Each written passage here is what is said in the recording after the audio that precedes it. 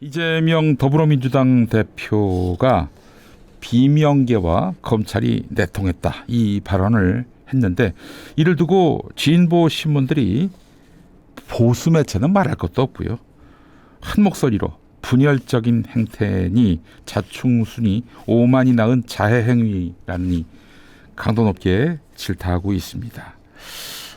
왜 이럴까요? 그 이유는 간단합니다. 지들도 이 비명 검찰과 내통을 해서 이재명 죽이기에 나섰기 때문입니다. 당시에 이재명 대표에게 우호적으로 보도했던, 아니 기본적으로 중립적으로 보도했던 매체가 진보 보수 통틀어 있었습니까?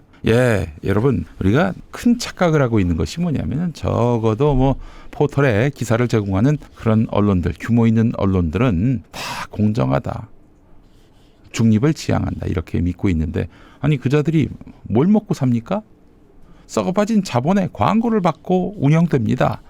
광고 없이 어떻게 그들이 신문을 내고 방송을 낼 수 있겠습니까?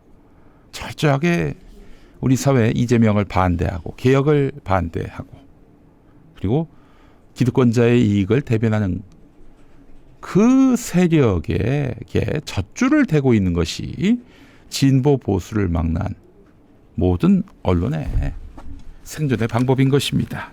그렇기 때문에 이들이 반발한다는 것은 결국 공범이었구나라는 점을 확인시켜 주는 것입니다. 자, 지금 이재명 대표의 발언으로 이른바 비명, 반명이 준동하고 있습니다. 뒤에서 웃고 있는 사람이 있습니다. 바로 문재인입니다. 문재인은 작년에 경기도청을 부인과 함께 방문을 했습니다. 왜 방문했을까요? 알만한 사람들은 다 알고 있고, 또 김동연 주변에 모여있는 사람들을 보면은 금방 감별이 됩니다만은, 문재인은 김동연을 지지하고 있습니다.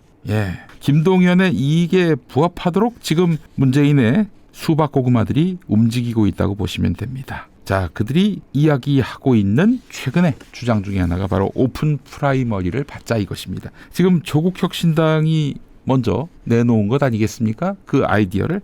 그랬더니 지금 친문들이 대거 호응을 하고 있습니다. 여러분 어떻게 생각하십니까? 오픈 프라이머리, 노무현 대통령을 만들어낸 그 국민 경선이 바로 오픈 프라이머리 아니겠습니까? 국민들도 참여해서 민주당의 대선 후보를 결정하도록 하자.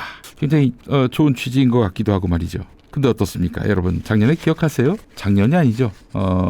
지난 2021년 더불어민주당 대선 경선 3차 슈퍼위크, 그때 말이죠. 그동안 계속해서 압승했던 이재명 후보가 갑자기 28.30% 지지에 그쳐버립니다. 그런데 이낙연은 무려 62.37%라는 앞선 투표 결과를 쌈싸먹는 너무나 튀는, 말도 안 되게 튀는 득표율을 보였습니다. 하여간 그렇다 하더라도 이재명 후보가 계속 압승을 해왔기 때문에, 그래서 그 3차 슈퍼위크 이낙연 62, 이재명 28 이 결과에도 불구하고 바로 이재명 후보는 51.09% 득표로 그렇게 해서 민주당 대선 후보가 됐습니다. 그리고 이틀 뒤에 무슨 일이 있었습니까? 문재인이, 당시 대통령 문재인이 이재명 민주당 대선 후보에 대한 대장동 수사를 지시합니다. 이미 검찰이 수사를 시작했는데 하나만 한 얘기인데도 수사를 지시를 했습니다. 뭐겠습니까? 그게? 이재명 낙마시켜라 이런 얘기죠. 아니라고 이야기할 사람들이 과연 있을까요? 그렇다면 진짜 정알못입니다. 아니면은 그런 표현 써도 그렇게 불쾌하지 않던데 대깨문이거나, 이 참 황당한 결과였습니다. 이게 일반적인 민심을 반영하는 것일까요? 왜 혼자만 그렇게 62대 28이 나와요? 그럴 리는 없을 거 아니겠습니까? 누구나 선거인단에 가입해서 주권자로서 표심을 나타낼 수 있었던 당시 슈퍼위크, 결국에는 민주당 와해를 노린 조직적인 역선택 세력의 유입으로 보는 것이 옳을 것입니다. 자, 그런데 말이죠, 이런 슈퍼위크 같은 국민 경선을 하자는 것이 조국혁신당의 주장입니다. 왜요? 무슨 목적으로요? 당시에 많은 이야기들이 나왔습니다. 이낙연 후보를 조직적으로 밀었던 세력이 혹시 종교 집단 아닌지. 실제로 국민의힘에서는 신천지가 윤석열을 적극 도왔다. 그래서 홍준표가 졌다. 홍준표가 한 말이에요, 이거는. 그런 일이 발생했다고 얘기했습니다. 신천지는 이재명 후보가 싫은 정도가 아니라, 혐오하는 정도가 아니라 정말 척살해야 될 대상이었습니다. 신천지 교인들끼리 모여가지고 텔레비전 화면에 이재명 후보가 나오면은 막 온갖 욕설과 함께 죽여야 한다 이런 얘기가 나왔어요. 작년 1월 2일에 이재명 대표에 대한 그 테러, 저는 배후가 너무 궁금합니다. 고작 그 일개인이었을까 그런 생각이 들고요. 자, 여러분, 이번 대선은 말이죠. 극우 대형 교회까지 가세해서 신천지와 함께 연합전선을 펼칠 가능성이 높습니다. 그렇게 신천지를 미워하는 대형 교회가 신천지와 손잡고 반 이재명의 깃발을 들었단 말이죠. 이자들이 슈퍼위크에 들어와서 국민 경선에 들어와서 역선택하지 말라는 법 있나요? 어떻게 방지하죠? 지금 잘 아시는 대로 전광훈, 신천지 다 반 이재명입니다. 그럼 소년보는 어떠냐? 소년보는 예배 시간에 교인들한테 이재명은 끝이다. 이재명이 죽어야 대한민국이 산다. 이게 이제 설교 제목이었고요. 교인들을 상대로 해서 이재명 끝났다. 이재명 끝났다. 이거를 복창시키는 자들이 바로 소년보 세력입니다. 지금 소년보 배후에는 여의도 순복음교회 그리고 온누리교회 등 대형 교회가 배후에 있다 이런 얘기들이 나오고 있는 거 아니겠습니까? 신천지와 극우 대형 교회가 같이 나서면은 경선 뒤집는 일은 얼마든지 가능합니다. 근데 그들이 그래도 괜찮다고 하는 후보가 김동연이에요.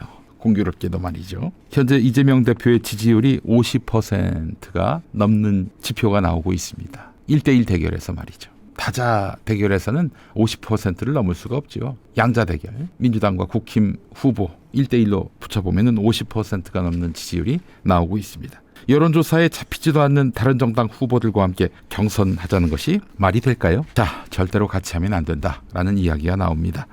지금 국민 경선은 2002년 노무현 대통령이 민주당 대선 후보가 되던 그때의 국민 경선과 같을 수 없습니다. 자, 이분의 오픈 프라이머리를 반대하는 논리를 한번 여러분들께 소개하고자 합니다. 모든 정당과 모든 지역을 대상으로 일률적으로 오픈 프라이머리를 강제하는 것은 위헌이다. 정당에 따라 일반 국민보다 자기 당원 의사를 더 존중하는 정당도 있다. 오픈 프라이머리를 정당이 받아들여도 경선이 필요 없거나 하지 않는 게 바람직할 수 있다.